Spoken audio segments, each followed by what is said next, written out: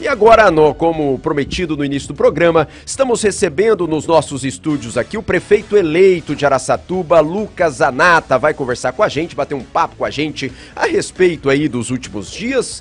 Vou perguntar para ele se ele dormiu nesses últimos dias aí, desde a vitória no último domingo. Bom dia, Lucas. Prazer imenso recebê-lo aqui na Cultura FM para mais uma entrevista, a terceira esse ano, hein? Bom dia. Verdade. Bom dia, Zé Walter. Bom dia à audiência. Muito obrigado pela oportunidade. Lucas, onde você passou o domingo de eleições?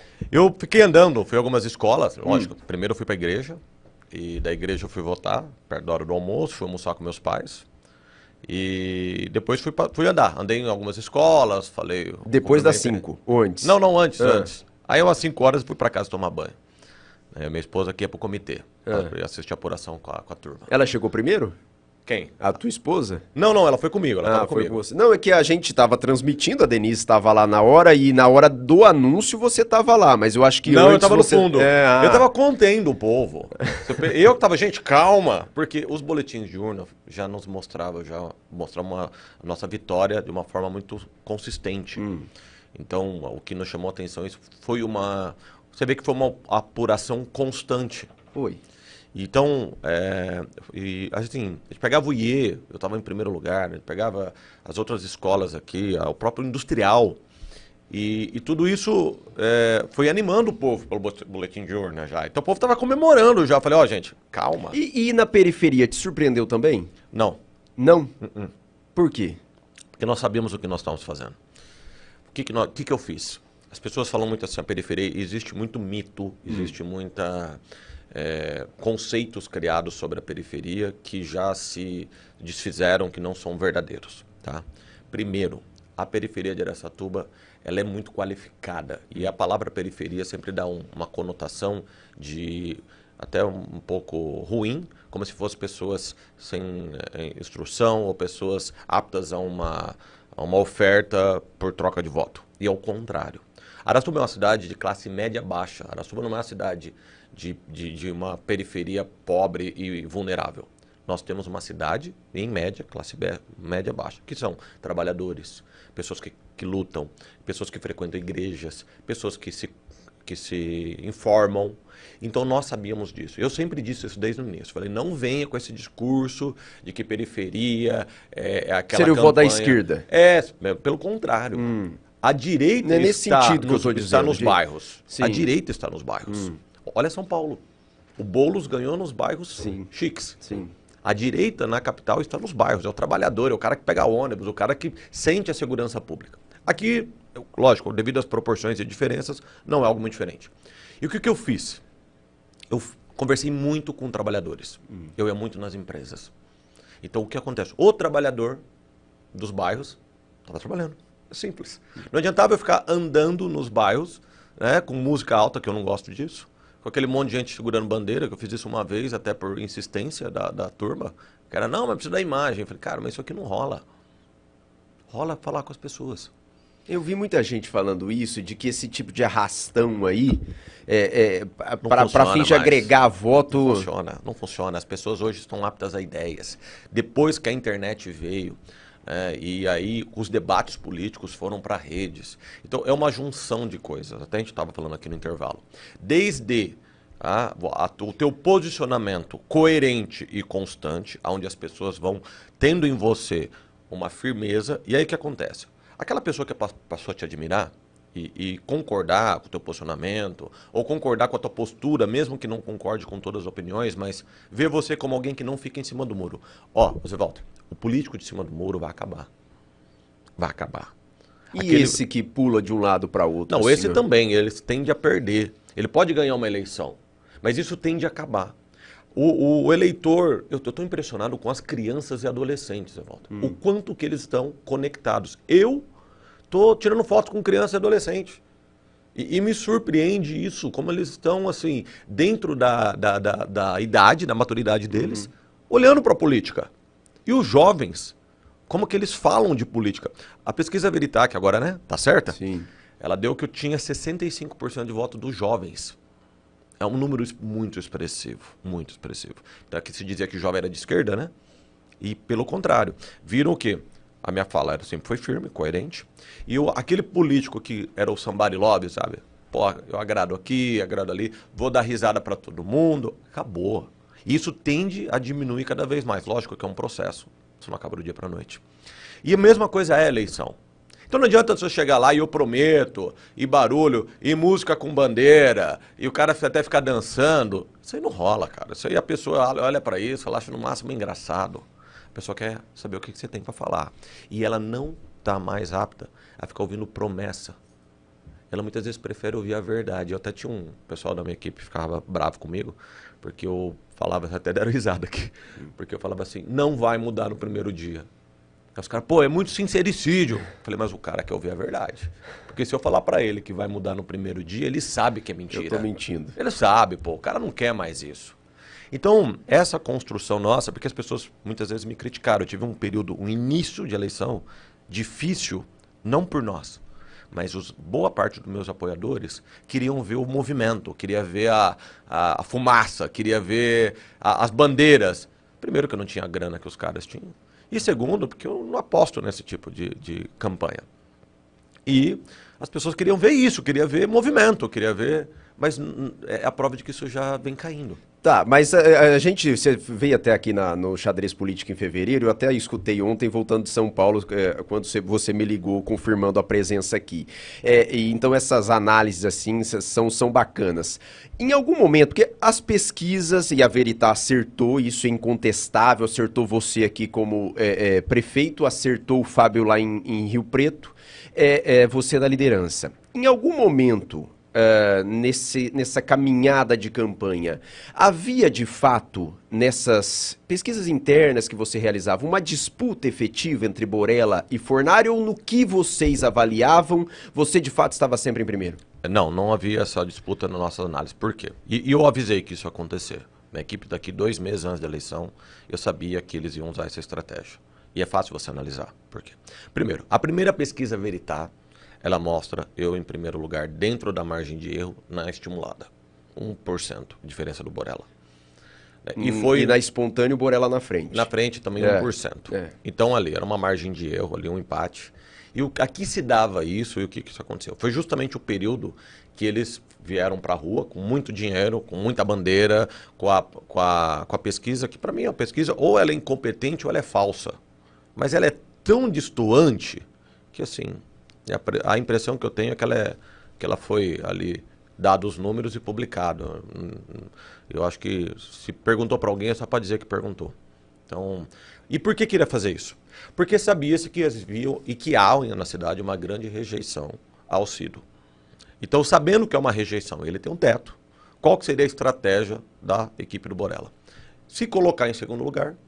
Com isso, eles sabem que Araçatuba é uma cidade de direita e que eu carrego boa parte, se não quase a totalidade dos votos bolsonaristas, né? Carregaria dentro de uma campanha limpa, tá?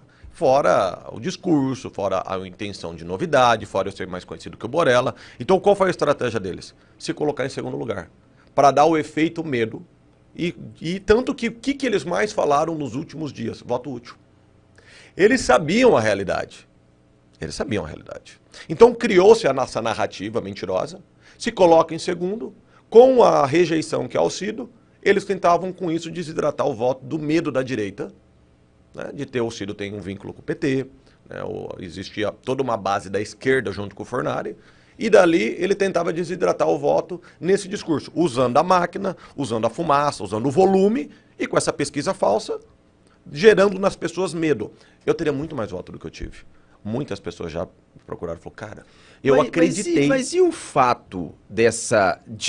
Porque essas pesquisas levaram, evidentemente, a uma discussão, principalmente nos debates, e foi muito foco Borella e Fornari nos debates. E você e o Cido Sério, por exemplo, correram por fora. Vocês dois, o Bruno Pandini no último, os 3, correram por fora nos debates. O foco, de fato, ficou lá uma briga entre os dois e vocês 3... Mas aí havia a capacidade do discurso, tá? Quando você vai para um debate, você tem que ver se o que você vai propor tem pavimentação, tem fundamento.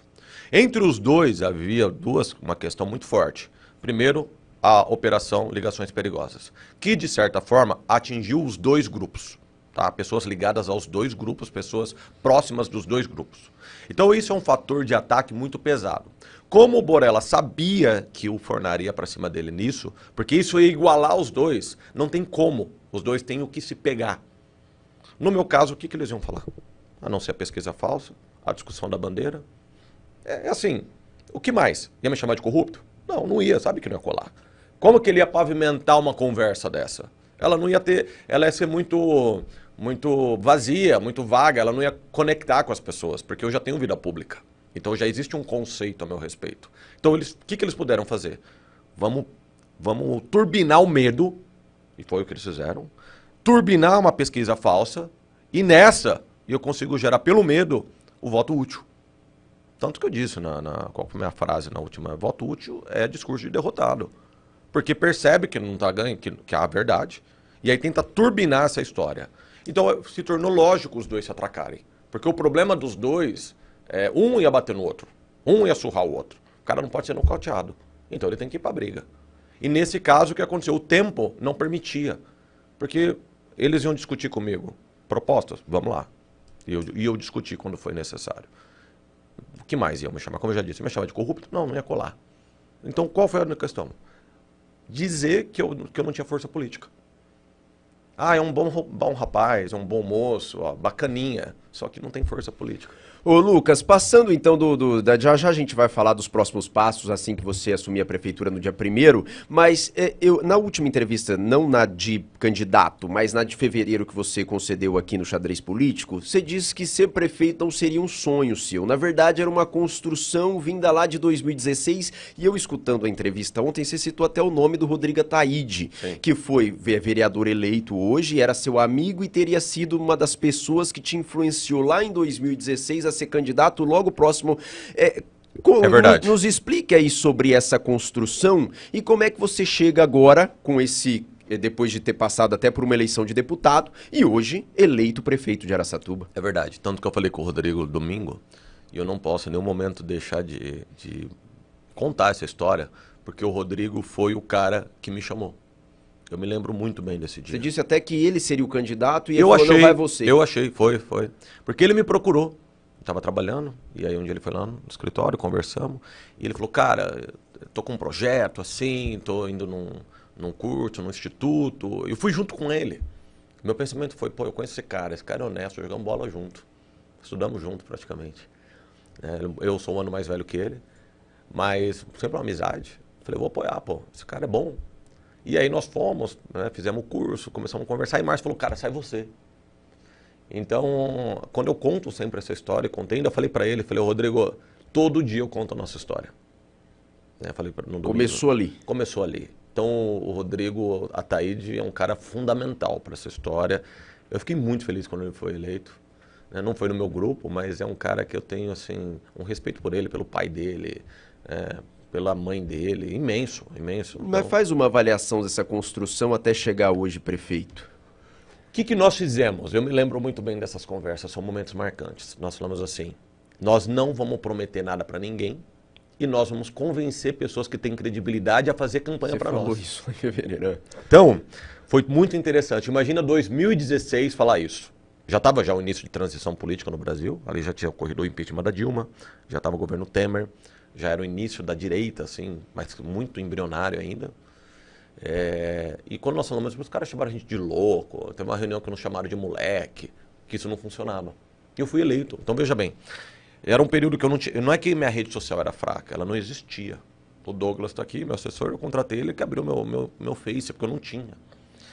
E nós começamos essa campanha, pouco recurso, e convencendo pessoas que têm credibilidade. Essa foi assim, e a base até hoje da nossa campanha. Tudo isso que eu te falei foi ampliado, mas dentro desses princípios. Eu não faço promessa. Então, tanto que eu não tenho cargo com ninguém. Eu não troquei apoio por cargo ou por secretaria com ninguém. E busquei convencer pessoas de uma proposta. Então, quando eu ia para os bairros e falava isso, uma coisa que me chamou muito... Bom, eu vou deixar isso mais para frente, para contar a história sobre a campanha agora. E aí, eu fui eleito. E isso foi construindo. Passou o período da pandemia, eu sempre fui muito posicionado. É uma coisa que me marcou e... Eu lembro que eu ouvi do Arlindo uma frase logo no início. E daí que eu acredito muita coisa que eu aprendi com o Arlindo Araújo. Ele falou assim, eu lembro até hoje, falou, ô irmão, você chegou aqui agora, quero te falar um negócio, que se você aprender a fazer isso, você vai ser diferente. Eu falei, o quê? Aprende a falar não.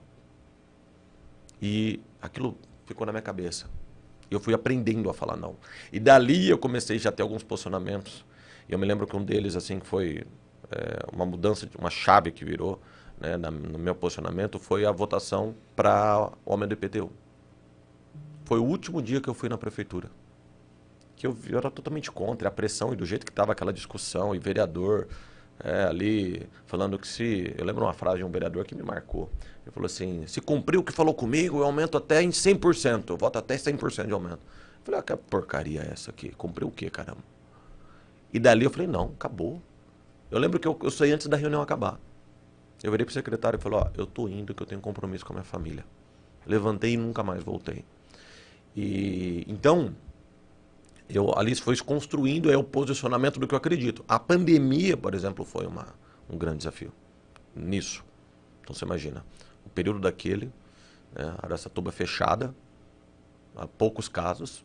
Eu me lembro na época que eu tinha um boletim, acho que tinha 3 mortes, 11 pessoas internadas e Araçatuba lacrada.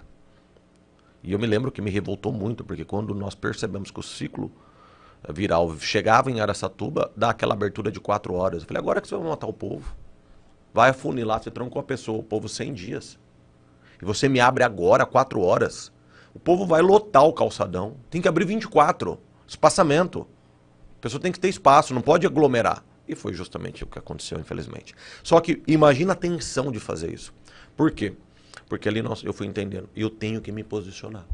Eu não posso ser um cara que meu posicionamento ele está guardado apenas para sei lá, para um grupinho de pessoas, ou que como político e parlamentar eu não me posicione mesmo em momentos difíceis. São os momentos difíceis que constroem a tua carreira política.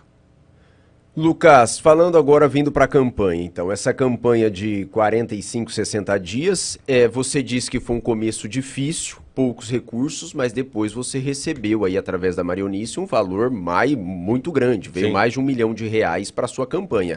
Isso deu um gás para sua campanha?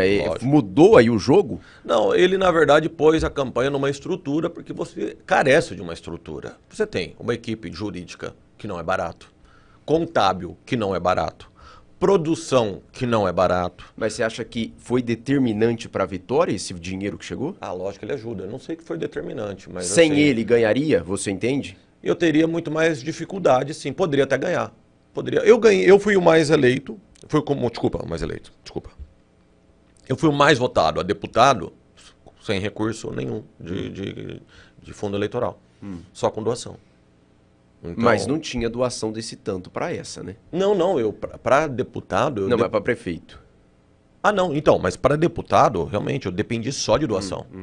Então nós conseguimos construir algo sólido. Seria mais difícil, com certeza. É difícil falar se ia ganhar ou não. Aí eu acho que é muito no improvável, né? Mas que lógico que você tem carros de equipe, você tem pessoas na rua, você tem esse sentimento. É engraçado uma coisa, né, Walter? Por mais que as pessoas queiram que ela se baseie apenas em proposta, o volume de rua, de bandeira, mexe com a cabeça das pessoas. É importante. Ele não definiu a eleição, só que mexe com a cabeça das pessoas. Então, eu ouvia muita crítica. Você está parado? Cadê a sua estrutura? Você não entrou na campanha ainda. E, eu não tinha condições de bancar aquilo. Então, foi um período... mas já perdeu tempo. Eu lembro uma pessoa que falou, se você não fizer agora, você já perdeu. Você estava lá no início. Você tem que correr atrás. Então, foi tenso nisso. E uma das coisas que foi mais difícil no início não foi a questão da estrutura, foi do discurso. Porque eu ia nos bairros com o meu discurso. Não tenho rabo preso. Vou fazer uma redução e vou pôr pessoas técnicas em cargos técnicos. E as pessoas falavam assim para mim, isso não funciona, esse discurso não cola nos bairros. Zé Walter, quem mais entendia e captava e se conectava com o que eu falava eram os bairros. É impressionante, porque a pessoa vive o dia a dia. Ela via à luz do dia o cara trocar, ou tentar trocar, ou prometer voto por cesta básica, por churrasquinho, bola de futebol para time, camiseta, combustível no carro para pôr adesivo. Ela olhava e via aquilo. O que as pessoas queriam? Uma proposta de esperança viável. Então, quando nós nos reunimos e falávamos com as pessoas, era nítido na reação corporal o que gerava esperança para elas. Ô Lucas, você fez uma campanha baseado aí nessa questão de não ter bancada e antes até quando foi vereador, questionava a questão da bancada. Hoje você foi eleito prefeito, tem 3 candidatos do seu partido. O PL conseguiu 3 cadeiras. Tem o Rodrigo Ataíde, que é muito próximo a você, imagino, amigo. Mas eu quero te questionar o seguinte. Como vai ser a sua relação hoje com a Câmara de Vereadores em Araçatuba? O que você pretende? O que você vai fazer reuniões com esses vereadores? Qual vai ser o seu trato com a Câmara a partir do ano que vem? Um trato onde... Vai ser diferente? Vai ser diferente, porque eu quero me relacionar com a Câmara, eu preciso. Só que eu não vou trocar apoio por cargo. Não vai ter cargo para vereador? Nem FG. Nem FG. Não é onde que cabe na cabeça de alguém perguntar ao ouvinte, qual é a razão de um vereador FG, função gratificada para servidor da prefeitura?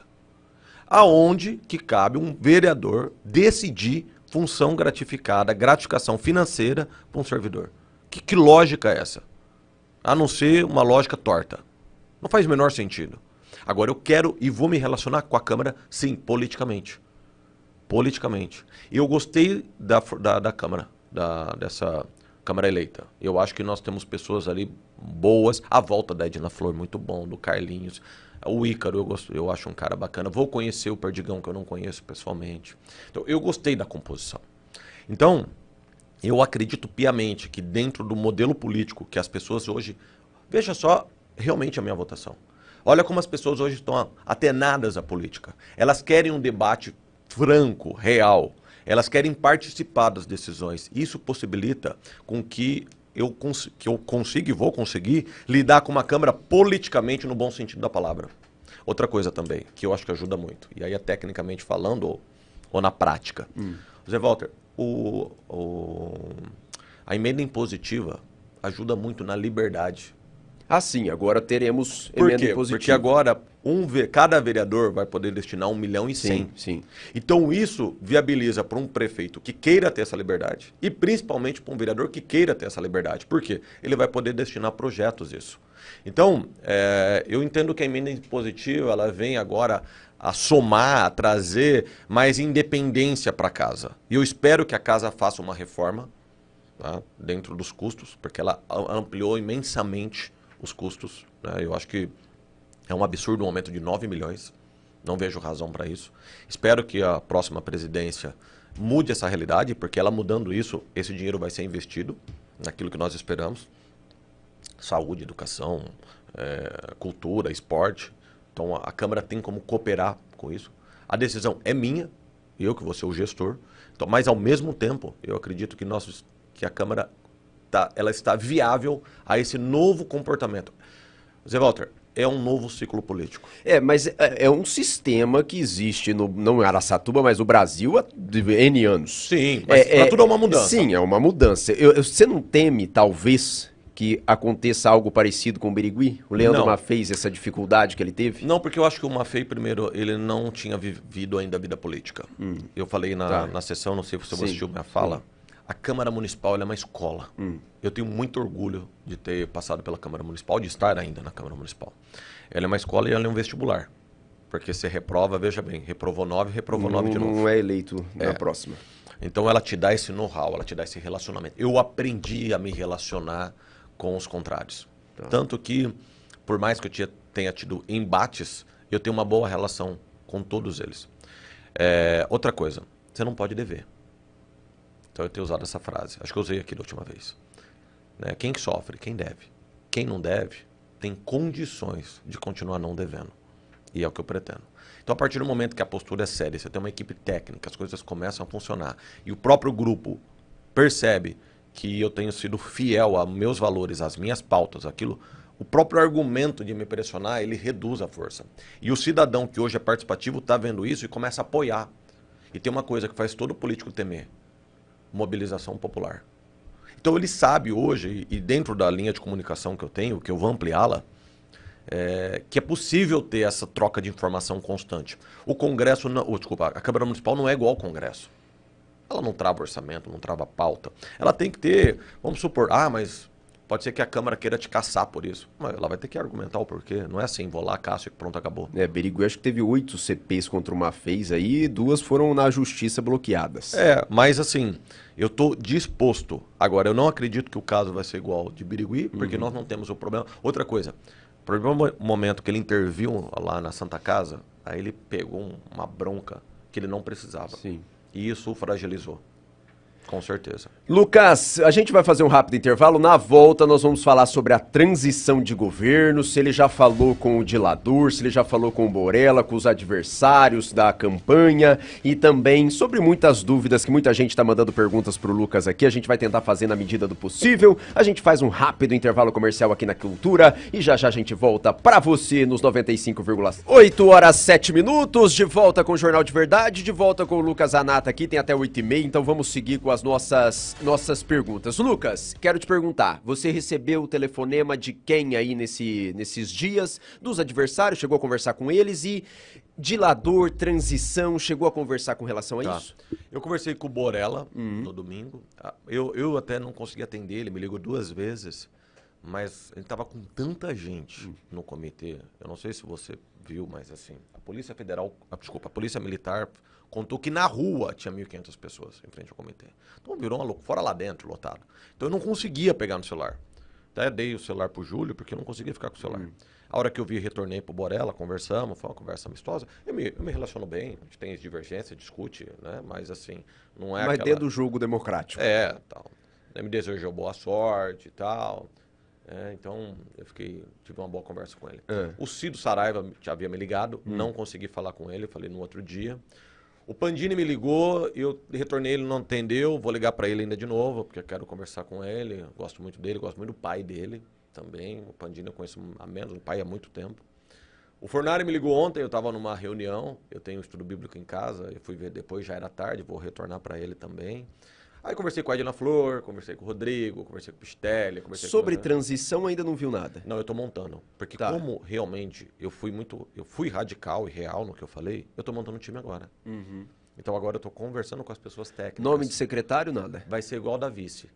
Vai deixar pros... Vocês vão ficar, vai ser A Anice vai ter alguma coisa no seu... Vai ser só vice? Cara, deixa eu falar um negócio pra você. Ela quer alguma coisa? Não, a assim, Anice, pra fazer, trabalhar ela como... é vice. E ela vai trabalhar. A Anice vai participar. Mas ela como vai vice? estar lá. A princípio, se eu falar alguma coisa, afirmar agora, eu posso errar. Por quê? Zé Walter, a Anice tem 7 cursos superiores. A Anice é formada, a Anice tem técnica em enfermagem, ela é formada em Direito, ela tem 5 pós-graduações jurídicas e aposentou diretora-geral do Fórum. Ela é muito competente. E a Anice assumiu a pastoral da saúde quando as freiras saíram, a pedido do bispo, na Santa Casa. Ela trabalhou também no Ritinha Prates. A Anice tem um know-how, ela tem uma capacidade técnica, um conhecimento, ela tem aquele jeitinho doce dela, mas ela é muito competente. A Anice tem condições técnicas de participar de N situações. Mas a princípio vice, então? A princípio vice, porque eu não formei grupos. Você fala assim, tem secretário? Não. Constantino, na SOSP? Não tenho esse compromisso com ele e também não nego que possa vir a ocorrer. Seria algo agora também prematuro, porque hoje... Eu sou um cara que eu começo por etapas. Qual é a minha etapa? Equipe de transição. Não adianta eu falar de coisas lá pra frente. Mas você não chegou a conversar com ninguém da prefeitura sobre isso Não, ainda. porque eu tenho que apresentar em 10 dias a partir. Então eu tenho até semana que vem. Então eu não tenho o que conversar agora. Porque, assim, tecnicamente falando... E com relação a esses cargos e FGs que você falou bastante durante a campanha, nessa equipe de transição você também já vai preparar para que tudo seja... Porque eu imagino que é até automático, pelo que o Netinho estava falando no dia da eleição, mas pode ser que a prefeitura exonere todo mundo pro começo... O ideal é que a prefeitura exonere todo mundo. Esse é o ideal. É o que você entende. Esse é o nosso pedido. Porque ela resolve, é uma situação dela... São os cargos de confiança. Tire FG de todo mundo. Todo mundo, ela zere tudo. Nosso desejo é pegar uma prefeitura zerada. Tá? Agora, o FG, ele tomou uma direção que para nós é ruim, uma desvirtuada, que é ser uma troca de apoio político. Então, provavelmente nós vamos reduzir muito, por quê? Porque vai ser algo realmente necessário, caso seja. Entendeu? Vai ser um período onde o servidor público vai ter muita participação. Por quê? Porque eu preciso das pessoas técnicas, qualificadas, Então eu quero pessoas qualificadas realmente assumindo as pastas. Ô, Lucas, vou tentar fazer algumas perguntas de muita gente que está mandando aqui. Primeiro, com relação à saúde, nós temos um pronto-socorro que está em fase de licitação e a obra em andamento aí em 12 meses, 14 meses. Imagino que você não vá alterar isso. Eu quero saber a sua opinião com relação a essa questão do pronto-socorro. O que está sendo feito, porque hoje eu não sou prefeito, eu sou prefeito eleito. Eu não posso entrar no meio de uma Mas história. você vai pegar um pronto-socorro em obras. Aí eu não tenho o que fazer porque ele vai estar em obra, eu não vou parar a obra. Né? O que eu sempre falei, eu não quero inventar a roda. Eu quero reabrir o que o gelador fechou. Eu quero poder aumentar, ampliar esse atendimento que nós tínhamos. Então, quando as pessoas me perguntam, não, mas como é que você vai fazer? Eu não estou inventando a roda. Eu só estou querendo reabrir e dar o volume de atendimento que se tinha. Você está dizendo sobre as UPAs. Sobre as UPAs, sobre o Hospital da Mulher, sobre o pronto-socorro na Zona Norte, sobre o que tinha. Não dá para Aracatuba ter um pronto-socorro só. Agora tem outro detalhe que eu tenho falado para as pessoas. Isso. A base da saúde é a saúde da família. É base. As UBSs, conforme preconiza o Ministério da Saúde, tem que atender de 80% a 85% da demanda. Nós temos um resultado, um número na nossa mão que mostra que Araçatuba atende 50% da demanda. É muito abaixo. E não é uma coisa, e não nos parece, tá? Até porque a gente tem um grupo de médicos, de uma equipe, não nos parece ser uma questão de falta de time, de grupo, de profissionais. Parece uma coisa muito mais administrativa. Tenho conversado muito com as agentes de saúde, que é uma peça extremamente importante. Agente de saúde é base dessa história, né? E elas têm comentado, inclusive, falta de diretrizes de trabalho. Então, nós temos percebido aí, a não ser que um fato novo apareça, mas que não é uma questão de quantitativo, mas qualitativo na gestão. E aí sim, você imagina que se você consegue atingir a meta dos 35% a mais, Zé Walter, é muita gente, cara. É muita gente. Então, nós já estamos trabalhando com algumas ideias. Eu quero auditar e vou auditar os contratos. Tá? Entendo que um pronto-socorro não resolve a situação da cidade. As UPAs já estão prontas, cara. Não precisa falar em obra. Como o BS, né? Eu não preciso falar aqui em obra. Eu preciso falar em gerenciamento. Eu preciso falar aqui em gestão. E é algo que é plausível, porque foi melhor. A saúde de Araçatuba, se pegar um gráfico, ela veio de morro abaixo. Foi uma coisa surpreendente o que aconteceu. Araçatuba conseguiu... mas a saúde no Brasil, como disse, né? Acho que 2 frases, acho que o Borella disse que são inadmissíveis. Primeiro que, mas no Brasil todo está ruim. Não, mas espera aí, que Brasil? Você está falando de qual região? Norte? Região Sul? Qual região? Nós estamos no interior de São Paulo. É uma das regiões mais ricas e melhor qualidade de vida do Brasil. Nós temos que nos comparar a Prudente, a Marília, a Jaú. Essa é a nossa relação. Aí sim nós estamos perdendo. Lucas, educação. A educação de Araçatuba tem recebido excelentes notas nos índices aí que são apresentados. O que você pensa com relação à educação para os próximos Ela pode melhorar. Eu entendo que é necessário melhorar a questão e remuneração dos professores. O professor é aquele que faz acontecer. Muitas vezes até numa estrutura ruim, o professor ele muda a realidade. Então nós sentimos que tem um espaço de melhoria com os professores. Tem uma questão também do transporte escolar. Nós fizemos essa investigação do meu gabinete. Nós vimos ali, por exemplo, no termo de contrato, tá, das terceirizadas do transporte escolar, havia a obrigação de que houvesse um rastreador. Não só para a questão de segurança, como também para a questão de pagamento do quilômetro rodado. E para nossa surpresa, inúmeros ônibus faziam mais de 6 meses, um longo período, sem rastreamento nenhum. Então, é esse tipo de situação administrativa que tem que ser resolvido. E nós sabemos que mesmo com esse bom desempenho, tem cargo político lá dentro. Então, nós entendemos que o cargo político ele é danoso para o desenvolvimento. O cargo tem que ser técnico, pode ser de confiança, mas técnico. Então, nós entendemos que hoje é uma pasta que dá para elogiar. É verdade, eu seria hipócrita se eu não falasse isso. Mas nós vemos também aí um bom espaço de melhoria. Tá, ó, só para informação que tá chegando agora, e aí eu vou colocar até o Lucas nessa conversa, porque vai interessar ele sim. Coloca a arte de novo aí, ô Giovana, tá confirmado, viu? A Beatriz acabou de confirmar esse folder aí da Samar que o Alexandre Kessa tinha mandado. Existe, de fato, abastecimento interrompido na cidade. Há regiões da cidade que são abastecidos pelo Ribeirão Baguaçu terão abastecimento interrompido das 10 da noite às 5 da manhã, das 8 da manhã às 11 da manhã e das 2 da tarde às 5 da tarde. Atenção, regiões de Araçatuba com abastecidas pelo Ribeirão Baguaçu, não pelo Tietê, pelo Ribeirão Baguaçu.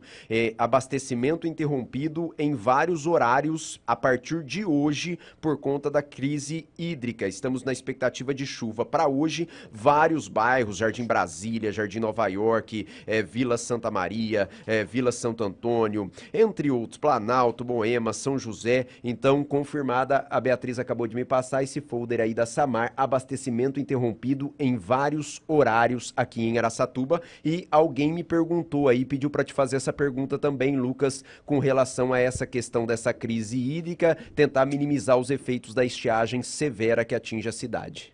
Bom, primeiro que a prefeita não faz chover, mas não é bem esse o problema. Sabia-se que esse problema poderia acontecer. Isso tem que ser previsto por equipe técnicas da área, então é plausível e possível. O que acontece? Aí vem a minha crítica e algo que eu vou mudar. Quem deveria fiscalizar e pressionar a Samar a fazer o investimento, por exemplo, que deveria ter um açude? E isso sabia-se que era necessário. Já anteriormente, que carecia de um açude para esse momento, para uma crise como essa. Foi investido na ETA, em estações de tratamento, isso é muito bom. Muito obrigado.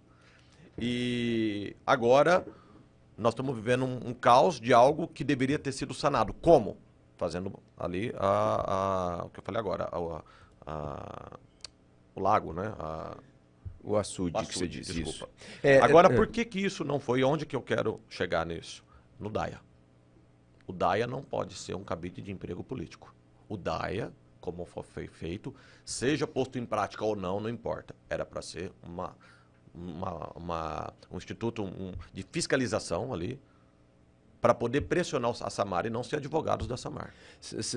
Todas as suas respostas sempre vão se resumindo à questão de cargo. Mas é verdade, mas se você vê que isso não é a minha resposta, é a realidade. Sim, mas todas vão chegando a essa questão dos cargos. Porque você imagina se você tivesse engenheiros técnicos da área pressionando a empresa. Eu sei, como vereador, nós convocávamos, queríamos ter resposta da Samar, mas como é empresa privada, ela não tem obrigatoriedade de responder para a Câmara, convocamos o DAIA. Pô, eles iam lá com uma carta preparada pela Samar para responder. Quando nós questionamos, eu me lembro na época, membros do DAIA sobre a Samar, e exigimos que ela fosse multada por falta de investimento, ela falou, não cabe, não é, acho que isso não resolve. Como não resolve, pô? Como não resolve? Ela tem um contrato que ela tem que cumprir. E eu tenho que ter uma agência fiscalizadora com pessoas qualificadas técnicas, pressionando. E que saibam, eu não posso ter alguém de outra área, como tenho agrônomo, um técnico em TI. Como que eles vão poder fiscalizar algo tão complexo e tão difícil que é o saneamento básico, que é a Samar? Não faz sentido. Então isso eu vou mudar. Vou mudar provavelmente, não estou prometendo, provavelmente eu posso até abrir concurso para pessoas técnicas. E não ser mais indicação política. Death Star Boy, o Lucas, meio ambiente aqui em Araçatuba estão me perguntando. É outro problema também. Nós temos um problema, um Death Star Boy dentro da cidade, nós temos um Death Star Boy nas nascentes. Tá, isso também repercute. Vai fazer o quê? Hoje. Não, nós temos que plantar, tem que ter um programa disso.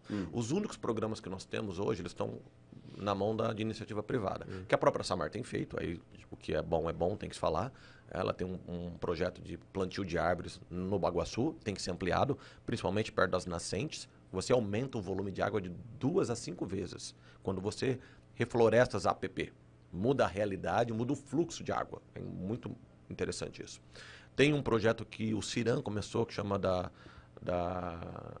fonte a foz, eu não me lembro agora o nome, da fonte a foz, que eu participei na época da inauguração, ele tem que ser estimulado. Há recursos que podem ser captados fora, tanto do Estado quanto do governo federal e até da iniciativa privada, muito em casos até a fundo perdido. Existe a necessidade do fundo municipal do meio ambiente, que está aprovado em lei e não foi aberto. Oficialmente existe a lei, mas não existe o fundo. Eu vou abrir o fundo. E também uma legislação clara e posterior uma fiscalização, porque primeiro a legislação, o processo educativo e depois a fiscalização, né, porque aí você dá um prazo para as pessoas assimilarem isso, de uma arborização real em Araçatuba. Você tem casas aqui, eu não sei como que o cara dá conta. É puro concreto e parede, pô, num local quente como esse.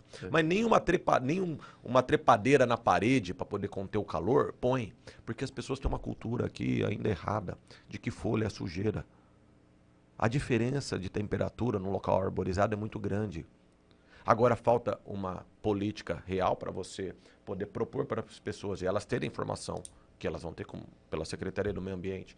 Quais são as árvores nativas de Araçatuba? Eu não posso plantar uma árvore de fora. Se eu plantar uma árvore exótica, a probabilidade que ela tenha fungos, que ela não se desenvolva e tudo mais. A arborização para baixo fio, né, embaixo dos postes. A arborização para calçadas sem fio. E isso tem que ser uma proposta e acompanhado e dirigido e orientado pela Secretaria do Meio Ambiente. Estão perguntando aqui, você disse que não promete aí obra, mas muitas obras foram feitas nesses últimos anos e muita coisa foi falado durante as campanhas aí. Obras de mobilidade, o que você pretende nesses 4 anos aí que você vai ficar na prefeitura? Estão citando aqui em uma das perguntas o prolongamento da João Arruda Brasil como extremamente importante, eu falei muito na Pretende campanha. fazer? Pretendo. Duplicar ali até a Boiadeiro. Até a Boiadeiro. Araçatuba tem que pensar agora num crescimento. Eu falo em anel viário, mas eu falo sempre para as pessoas, não imagine um anel. Tá? É sim você ter arteriais em torno da cidade. Araçatuba tem um centro, nós estamos aqui do lado da maravilhosa Praça Rui Barbosa, deixei meu avô aqui muito tempo para conversar. Ele é dos antigos pecuaristas que negociavam gado aqui.